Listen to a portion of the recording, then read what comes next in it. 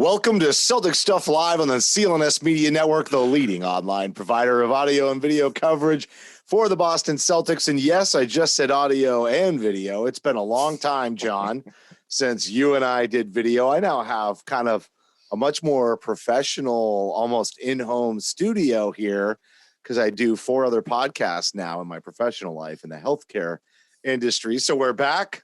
But we're back with video. So if you're listening to this podcast, hopefully pretty soon, these are going to start populating back up on the YouTube channel.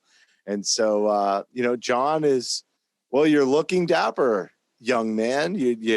I know during COVID, I got this big old beard. You were getting pretty scruffy too. Just saying, we would still, the shirt. See, anybody... The podcast is going to be driving this business over to the YouTube right then and there. The shirt that John just flashed. Can you stand up again for everybody? Oh, yeah, sure. Right here. Yep. Right here. Check it out. These guys right here. These are the guys. KG, Paul Pierce, Golden Balls. I mean, right there. Golden Balls. Glistening Golden Balls. Absolutely, dude. Glistening. I'll tell you, man, I do miss those days. I think we went back and forth on Twitter about a week ago. We haven't done the podcast in a month. No. I think it's been a couple weeks. Yeah. There's definitely no Schroeder and no Marcus Smart extension the last time we talked. Right. Yeah, no, that's definitely true. Yeah. There's we are kind of new. There's a lot of stuff going on right now. That's a good point. But big press conference today, the day we're recording. So pretty interesting updates that we got from Brad Stevens. And the last time we said, I'm just having a really hard time getting excited for this team. No big splashes. And then it was all about the cap space. And now the cap space isn't there anymore, which is really that first move of extending Smart. I'm happy about it, but it is not the move I expected given where we were at and what we were being told. And then they didn't want to sign Fournier, but now they're being told they can go into the luxury tax. And then they salvage a bunch of these traded player exceptions. And I mean, it's really a completely different landscape than the one we thought we were talking about the last time we came together. I think it's proof of a couple things, right? On the one hand, nobody knows anything, right? I mean, this is what their plan is going forward. And I don't know how much reporting was going into that or what was happening, but there certainly was a difference between what we were being told and where we stand today. Now, the Schroeder thing, I don't think anyone could have foreseen that at the start of free agency, that's where this was going. But regardless, you had to think that the idea of potentially extending Smart was on the table. You had to think that they expected to be not only an above the cap team, but also a team above the tax. So, it's just proof that Brad Stevens is going to operate in a very different way than Danny Ainge, who would clearly do things that are unexpected, but really was such a, I think Danny liked to somewhat telegraph where he was going in some respects. I mean, he liked to tell people and use it. Yeah. Brad just goes radio silent. And then all of a sudden, Josh Richardson is a member of the Celtics now. And we were able to get off the Tristan Thompson contract by taking back, Chris Dunn and Bruno Fernando. That's not bad, considering a lot of people were saying they'd have to dump a pick to get rid of him. Rich Levine made a great point on the Winning Plays pod today. He's like, look, if we had told us at that point that it would look like this now, we would have been overjoyed because we expected we were going to take multiple picks to get rid of Tristan Thompson and Kemba Walker. And now it's number one pick, which no doubt is not an insignificant amount. But you look back and you say, well, okay, there's flexibility, there's a future, and the team is signaling that they want to spend money. Well, not only are they signaling that they want to spend money, but they maintain the flexibility to spend it and still have a bunch of it come off at the end of this year. They can spend it in a way that allows them to put together an expensive but highly competitive team if they make the moves with the traded player exceptions before the season is done, but then they can still shed a ton of salary at the end of this year if they were to go get somebody. And I think the biggest thing is those traded player exceptions total nearly $30 million. You've got 11 and 18. So that's $29 million right there. If you use them with picks to go get players that you then want to package to make a move for like a Bradley Beal, that's not that hard to do, right? Because the traded player exception, yeah, you can't use that to go get Bradley Beal, but you can use it to go get salary and put those salaries together. And guess what? All the players that are kind of building this core, like, maybe Josh Richardson gets put into that move because of a log jam at that position, but that's what gets you to that max contract extension for Bradley Beal or his current agreement, depending. I mean, I guess they wouldn't necessarily do an extension mid-season, so it would be his current deal. But either way, it gets the money to work without changing the entire dynamics of the roster and the bench that they're putting together. So I'm seeing this in a new light, but I'll also tell you, I don't think this is the light that even the team thought it was in when we talked. I think the Schroeder thing changed the game. I think they wanted to get those traded player exceptions and have that flexibility, but I don't think that they actually thought, no matter the fact that Brad said today, like Danny, I don't want to put a ceiling on this, but despite that, I don't think that they thought that they would be in as much of a running for potentially going after a championship if they were to spend that money this year, right? They might have even been packaging more to get players to use in, sign in trades at the end of the year to go get somebody like Bradley Beal. But, and I've never been a huge Schroeder fan. You want to know why? Because it's a pain in our ass, an absolute pain in our ass, right? And then it's like one of those things, and it kind of clicked for me because I was like, but then for those dollars, and honestly, Marcus Smart's a bargain. But speaking of pain in the asses, there isn't anybody around the league who doesn't look at Marcus Smart the way we used to look at Dennis Schroeder. And then it was kind of clear to me.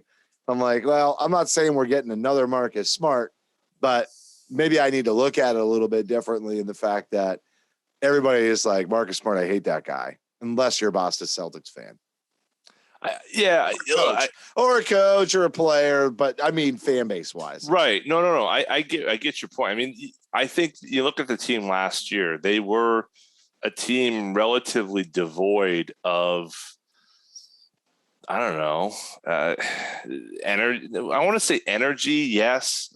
I mean, I think you could point to COVID, you could point to the schedule and all that, but a passion. They were lacking passion, I thought. An identity.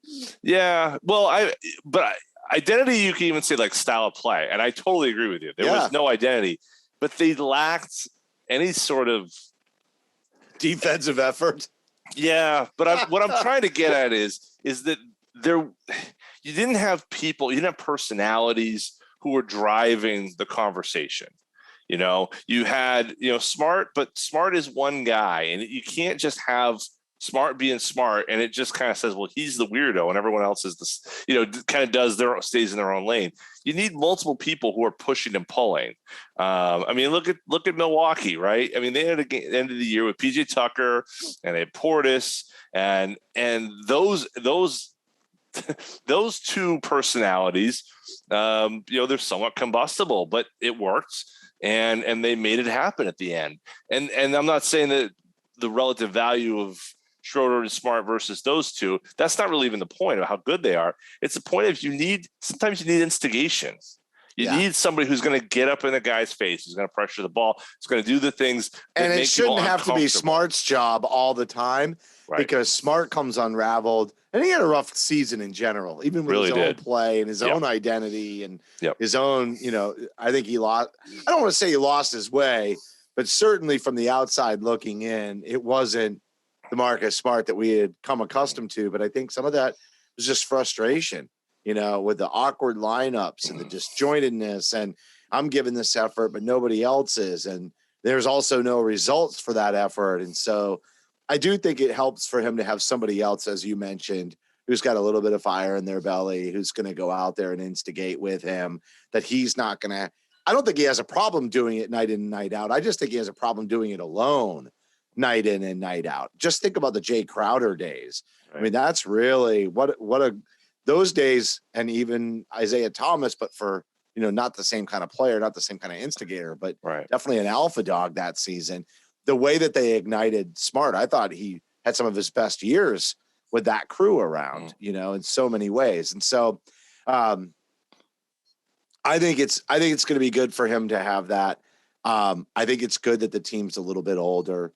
I think it's good that there's some ball movement and balance in that big man rotation, and they still have this flexibility to, match up with small lineups, go a little bit bigger with Enes Kanter.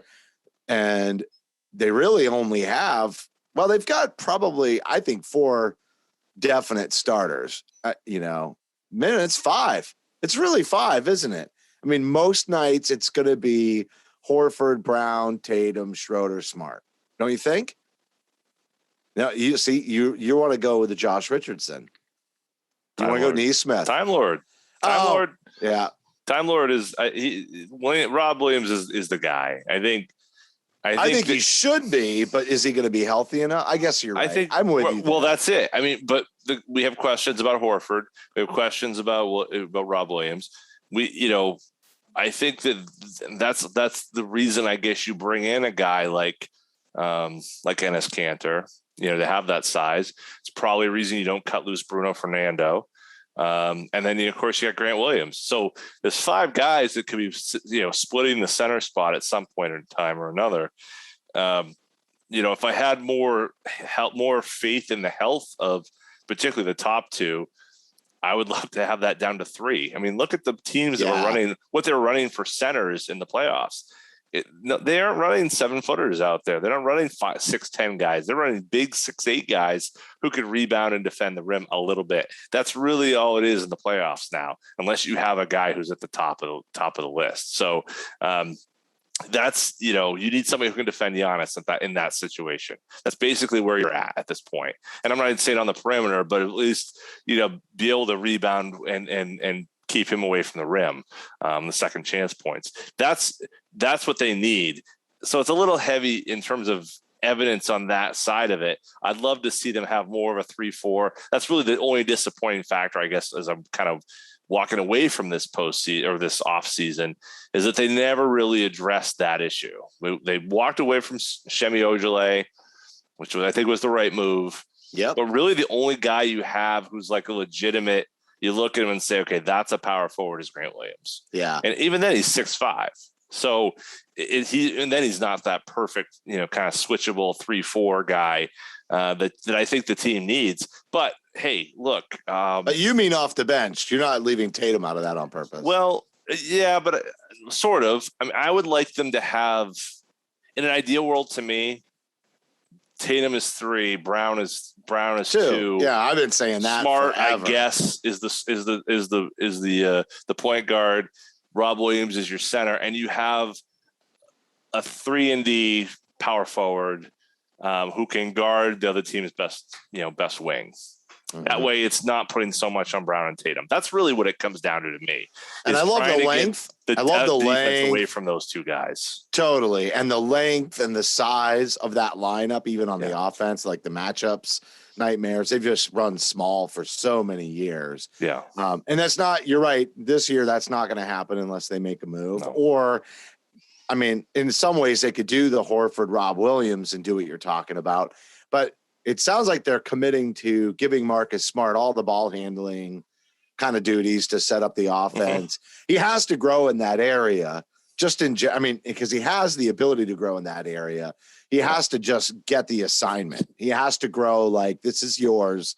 Now you have to do it kind of growth. I'm not sharing it with Kemba Walker, and even to some extent they get that with Schroeder, but I think that Schroeder gives you enough on both sides of the ball that he can play shooting guard.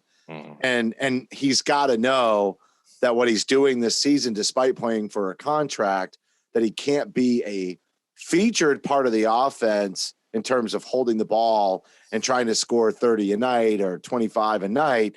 He's got to be that piece that opens up everything for Tatum and Brown, because number one, they just not have had anybody that can slash. and get inside like that. And that between him and Rob, it could be magic, because if Rob comes out to the top and the way he moves and keeps the ball moving and the way Schroeder can attack, and then if he kicks it out to the corner and the ball starts swinging, that is the shit that you and I were complaining that did not happen last year through the whole season. Where's the ball movement? How come they never get the ball to the weak side? What is going on? And I think whether it's Rob or Horford, honestly, there's enough inside out. But then somebody like Schroeder can get to the paint as a true threat without, I mean, it wore Tatum down, especially during COVID. He just stopped doing it. He's like, I can't do this anymore. And then Brown had to do it. And it was too one-dimensional for those two guys. They need to be outside, and they need to be the second point of slashing and attack, or they need to be the ones that are just open already out there. But it's not it doesn't look like a lazy offense when they're just out on the perimeter shooting. It's because the ball found them, and how the hell did somebody leave them open? Yeah, no, I think that's so true. I mean, the inability for this team to create someone in the paint that whether it's you're in the post and you're kicking out, or you're high post and you're rotating over, it was not happening with that team last year. It was around the perimeter, over and over and over we go. And not really in the paint and then out to the corner, or into the paint and then foul line extended on the opposite side. I mean, it was just it was all perimeter. It was all perimeter all the time, and I think that's really. I'm glad that they're focused on the defense. That was their worst component of last year. As frustrating as the offense was, they actually were a top 10 offense. But the inability to, I think, take the most out of having two 20, 25, almost 30-point scorers and make the most out of them and make people pay. We can talk about who they were playing with and how bad those players were. All true. But the inability for other players or anybody to get in the middle of the paint and create for somebody else. That's why, while Smart, a lot of that's going to be put on his shoulders, the bulk of it's still on the backs of Jason Tatum and Jaylen Brown. They're going to still have the ball in their hands as much as last year, if not more. The difference is, how are they going to adjust and augment their games to take a greater advantage of the fact that Josh Richardson is over there, and he's a huge threat to drive and slash the hoop, and same goes for Schroeder. They'll have more space from them. They won't have as much space as they might have because those guys aren't knockdown shooters. But Nesmith takes a leap. We saw what Pritchard was doing in summer league. I mean, that's when I think what will happen. I think that's what's going to happen with this bench is Ime Udoka has options, right? If he needs slashing, if he needs, someone to get in the middle of the paint and create, he's got Schroeder. If he needs deep shooting, he's got Pritchard. If he wants to go big, he can go Smart, Brown, Tatum, Grant, and energy and fusion and 3-point shooting. You got Nesmith. He's got like all these different places that he can go with this roster. Now they've just got to be reliable. And I don't think it was as defined last year. I felt like last year's roster going into the season was kind of ill-defined in some ways, even though it was that group, largely the same group, minus Gordon Hayward and minus Enes Kanter, but not really, he wasn't really a big player of that.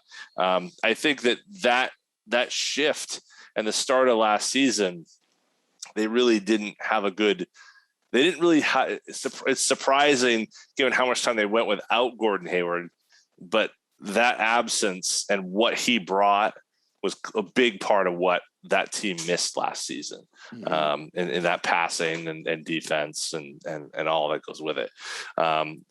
It's the Schroeder signing adds one piece, the Richardson piece, the trade adds part to it. We haven't even talked about Chris Dunn. What does that mean? I think there's a role for him here. I really do. I think that there's a place. The problem is there's so many guards, relatively small guards. He's 6'4". I think he can guard up. I think he can guard shooting guards. I think But Chris Dunn's more than minutes that, are limited because his length of stay with the team is limited. I think he's injury insurance. I think they would much rather play Pritchard because, yes. he's on an affordable contract. They're going to have him for a few years. I think, I don't think Chris is long. I mean, he might be, he might serve well. There might be an injury. There might be a trade. You never know. And then all of a sudden he fits in great. But I really don't think in an ideal world, the Celtics got Chris Dunn to play significant minutes. No. They got him as insurance. And so, barring injury to Pritchard, Schroeder, or Smart, I think, limited time there. But if you look at the guard depth last year, when Kemba was out, it got pretty ugly pretty fast. They just did not have the depth that they needed. And Smart, obviously, when Tatum was out, or Brown was out, he had to play up into that position, which made them further leaner. And then you would see the Carson Edwards and Tremont Waters time. And good for Tremont for, just kind of taking control of his own destiny and getting after it. I know ill will there. He's a spark plug, fun player, good attitude, and just no spot for him. And quite frankly, there's no spot for Carson Edwards either. I mean, he did nice in the summer league, but that run is also going to be over, and at least in my opinion. Yeah. So you're right. There's all kinds of these different pieces that fit, but honestly, if they do make a move and use any of those traded player exceptions during the season, there could be a lot more depth. There could be subsequent moves as a result of that. It's going to be very interesting to see how the roster shapes out, but the bench has an incredible amount of competitive fire and spirit. And I think that's what's going to, I think practices and actually having practices and a normal schedule this year is going to do wonders, for some of that performance of the bench unit and that attitude and that chemistry. Because there's guys that want minutes and there's vets who know how to get those minutes and keep the rookies from having them and how to push them and like just that culture piece. Really, right. I think there is a shot here. I'm definitely more optimistic than I was on the last show. That's for sure. Well, and I mean, think about, I mean, we talked about this. I don't know if it was the last show, the show before, the foundation of this team, the last few years, what Danny has tried to do is he didn't use the draft picks for trade. So he was relying on draft picks to develop as low cost, potential rolls of the dice for Brad to be able to cash in. So he had high value, bench pieces who could support, the larger, situation. So whether it's, they had vets in the starting lineup, whether it's Horford or it's Kemba or it's Hayward, there wasn't a lot that was supposed to be on the backs of those young players. But when the talent drained at the top end of the roster with Horford leaving, Kyrie leaving, and on we go. Last year was really the fact of you have a whole bunch of guys that weren't ready or never will be ready, and there was nothing in between. It was really the worst possible situation. And I'm not going to make excuses for Danny in that he should have done more last year. I understand why they were trying to use that opportunity to give, a Neesmith or Pritchard or whatever opportunity to do stuff. And Pritchard was able to, but in a season, it was like the worst possible scenario. You don't have any trade. You don't have any practice. You don't have a summer league. You don't have any sort of, preseason to speak of. So for Pritchard and Neesmith, like last year was what you got out of them was gravy, frankly. The fact you got anything out of any of them is remarkable. It had a lot to do with necessity. Without the necessity, you wouldn't have. They wouldn't have seen the light of day. Right. But now Neesmith had a great summer league. Pritchard had a great summer league. I think you've got players who can do something. Now, what they can do and how. When you say great summer league, are you talking about Pro-Am? Well, yeah, that I think Pritchard had a pretty hell of a Pro-Am. He sure did. Yeah. But those guys, you take those guys, okay, now you got something there. And if things, the roles were reversed and this was them going into their rookie years, I don't know how this season turns out. If things were, moved around and what we saw, there was a regular off season and there's practices, maybe you get more out of Peyton Pritchard and Aaron Nesmith in their rookie year than you did. But either way, here we are. This is what we're at. When's media day? How close are we? We're like 6 weeks away, if that. That's what I was thinking. I was thinking less than that. I was thinking media day is in September. It is end of September, first week of October, something like that. So actually, the first game actually it might be even sooner because the first game is although they shortened the preseason, so I'm not sure. Right. But we're 5 weeks away or so. And so we're not that far off from actually seeing real live basketball again, thank God. But I don't think that the Celtics are. I think those young players have shown that they can do something and can be productive bench pieces and productive role players for the team. You can almost see to a greater degree, at least in particular with Pritchard and Nesmith, what value they can provide this roster and how this roster is organized. The Romeo and Grant situations are a little bit more difficult to pin down. That 2020 roster, it's a 2020 fringe draft. It's a fringe. It's a fringe. It's, I was expecting a little bit more out of Romeo. I mean, again, this is really the first real summer league for Romeo. He's going into his third season. It's, and I don't, he obviously had the wrist issue the first year. Then he had, was it the thumb last year? Then obviously you've got, and he got injured in the game there the other night. I mean, this is it doesn't look good for Rome. And the thing is, I think he can do some stuff. He clearly has shown he can defend. He's clearly shown that he, and his athleticism, that dunk. Right. I mean, he's like way up there, man. Right. But you got to be healthy enough to be able to figure out what you have. And he hasn't been able to do that. And it's unfortunate, but there's not much you can really do about that.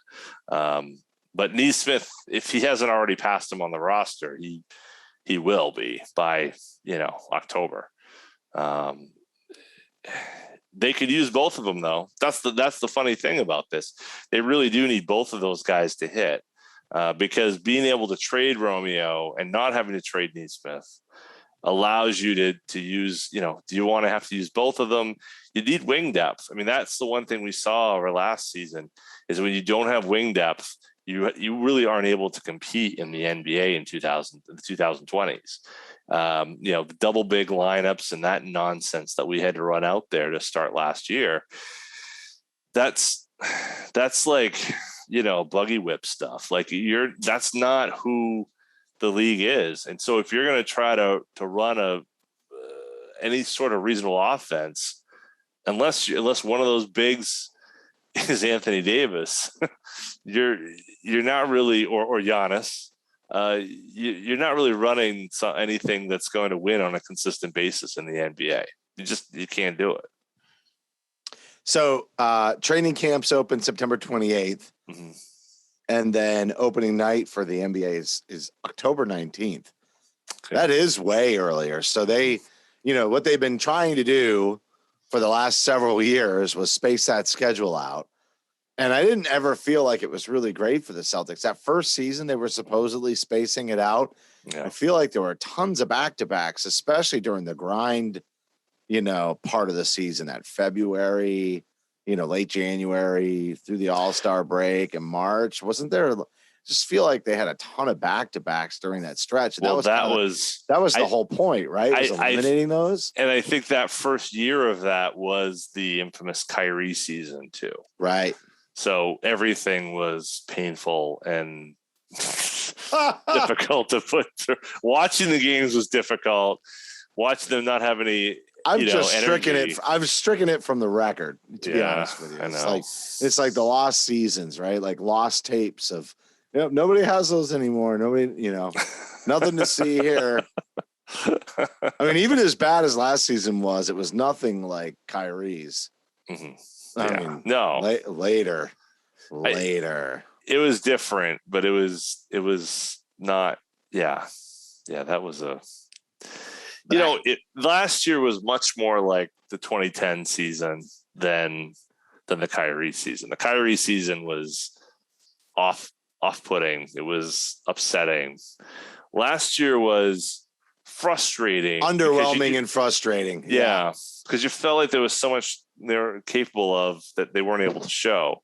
But this year, I think that Kyrie season, it had that same tinge, but there was something that was just off. And and they couldn't really solve the roster construction issue this past season either. Like it was just they weren't really able to fix it. And Fournier was supposed to help with that, but were it not for him getting COVID, it might have been part. And if Jalen had been healthy, they might have put together a better postseason type of run. But we've been saying if that injury for a good long time now, and so it is what it is.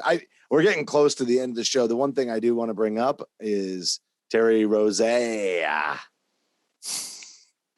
Scary Terry we really didn't talk about paid. Smart either, by the way. No, talk about that either. Well, I mean, it's a bargain deal. $77 million, the extension. Like the guy continues to do Boston right. I'm glad they're doing him. I don't even know if he had played hardball, they might have wanted all the cap space at the end of the year. They didn't know he was going to accept an extension that really isn't paying him crap. And so what you said on Twitter tonight about Terry Rozier just got a raise of 25% of Marcus's new salary. Yeah. Right. And so 25% higher. So what people, basically Terry's getting about a 20 something thousand, pay raise $5,000 a year pay raise per year over four. Yeah. Right.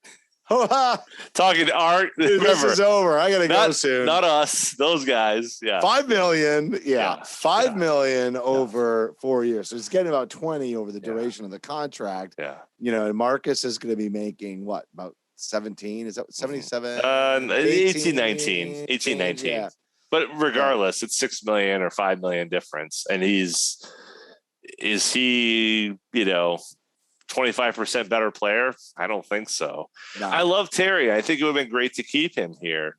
But, Bernardoni said, like, right now, the guys on that 2019 or 2018 team are making $540 million combined. So, you can't keep everybody. Right. And so the idea of, well, it would be great to have everybody, and it is, and it would, and you pick and choose who you can, who you can't afford. And I think we've done well in that generally. Rozier, but Smart's helping the team over and over because absolutely he's consistently had an affordable contract that has given them that same flexibility. So I just love it that it's Smart, Tatum, and Brown going to be together for a while, and I've been waiting for that. They're finally truly. Handing them the keys, because as long as Kemba was there, that's another thing. Is like, gotta love Kemba, but the pieces never worked. And I don't know if it was just health. I think there may just stylistically, Smart couldn't quite do what he needed to do. And Tatum and Brown had to share the ball. And I think the consistency of him in the lineup made it harder, and they might have masked it. But even the liability on defense, as hard as he did play in the postseason, and you got to give him a lot of credit for that. But the size factor just continues to burn him. So, I'm really excited to see this. I'm really happy they're all together. And, anybody who begrudges, the Celtics for extending Marcus Smart is out of their minds. He's almost, I think if you look back 4 or 5 years, 20 million is like close to a max contract. It's crazy, right? But you got to understand that this league just took a crazy, wacky, wild jump in salary. Yeah. So if you're making less than 20 million, you're kind of a top line role player these days at that salary. Mid-level. So you're paying Marcus Smart what he's worth, with him coming into a certain time and responsibility with a team where he could once again far outperform the amount of millions that he's being paid. as it relates to the rest of the league. And and so you end up with a guy who's making mid-level-ish. You got Steph Curry out there making almost $50 million a year. And then, oh, by the way, what we haven't talked about is there's going to be another cap jump, because things have, they did the smoothing or whatever. Well, I don't know what they did, stuff to the cap, so that way all of this terrible financial nonsense that everyone went through in the last year, we can somewhat make the cap work through all that. I think there's one more year of it, and then the next year is a new TV deal. And when that happens, surely we're going to see the cap jump again. Now, I don't know if we'll see what we saw, back in the Kevin Durant year when, the Warriors added, the best player in the league or damn close to it. But the idea of, well, I don't know if we can afford all this. I think that's going to take a whole different tinge here in 2 years, 2 or 3. So $18 million a year for a guy that's a mid-level player. When you just see Terry Rozier get 25, a year, spare me. I'm not worried about that. Yeah. You want to talk about whether or not it hurts your ability to trade for Bradley Beal? I don't think in the slightest, because it was always going to be a sign and trade deal. Personally, that's just my feeling. That's kind of what I thought too. And looking at the fact that cap space isn't available elsewhere for next summer, the only way he's going to really leave is in a sign and trade anyway. So if that's the case, and all your other suitors, apart from Washington, are also going to be teams that are also over the cap or unable to get under the cap, you're sitting pretty. You got his best friend, you got all these draft picks. Hopefully some of these young players star, and then you've got a chance to maybe look at him, maybe Zach LaVine. I don't know, but there's going to be options out there for the Celtics. And don't forget, Zach LaVine is a Drew Hanlon guy too. So I'm not saying that I'd quickly look from, say, well, forget about Beal. Let's go to Zach LaVine. But that's something to look at as well. Yeah. All right. I got to get on out of here. I got another podcast I'm going to be recording in 10 minutes. So I think that's why somebody around there started calling me the Podfather. It's nuts. All right. That's it. That's going to do it for this week's show. As a reminder, you can follow Celtic Stuff Live on Twitter by following at CSL_tweet live. John is at CSL_Duke. I'm at CSL_Justin. And you're going to find video on the YouTube channel. So definitely be checking that out over at the CLNS Media YouTube pages. Heartfelt thank you to everybody for tuning in. We really would appreciate a rating and a review. You can definitely subscribe to Celtic Stuff Live on Apple, Google, or Amazon Podcasts, as well as Stitcher, iHeartRadio, or your favorite podcast application. And on behalf of the CLNS Media founder, Nick Gelso, my co-host, John Duke, I'm Justin Poulin. This is Celtic Stuff Live, and the season is right around the corner.